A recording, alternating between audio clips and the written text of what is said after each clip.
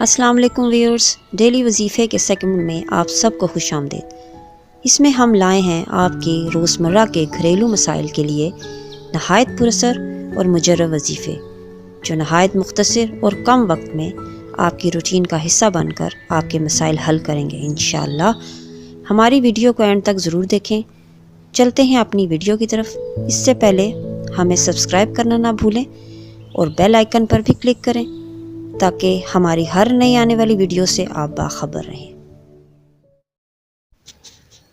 Daily وظائف کے segment میں یہ ہماری بھرپور کوشش ہوتی ہے کہ آج کل کے مصروف دور میں ہم اپنے ویورز کو مختصر لیکن نہایت ہی پاورفل اور لاجواب وظائف سے روشناس کروائیں۔